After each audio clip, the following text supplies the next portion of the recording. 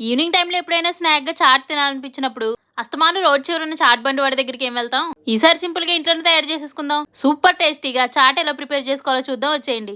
ఒక రాత్రి అంతా కూడా బఠానీని ఇలా నానబెట్టుకుని సరిపడా వాటర్ వేసి ఒక 10 విజిల్స్ కి కుక్కర్ లో పెట్టేయండి. బఠానీ ఇక్కడ చూపిస్తున్నట్టు మెత్తగా అయిపోవాలి.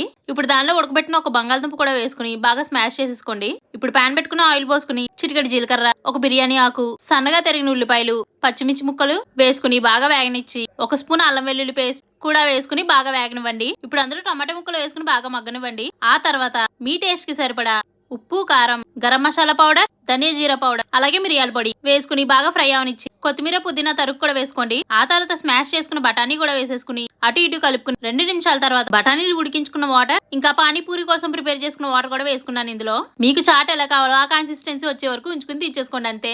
ఇలా ఆనియన్స్, కార్న్ ఫ్లేక్స్ వేసుకుని మీ చాట్ ని ఎంజాయ్ చేయండి. వీడియో నచ్చితే లైక్ చేయండి, అలాగే వెంటనే సబ్స్క్రైబ్ చేసేసుకోండి.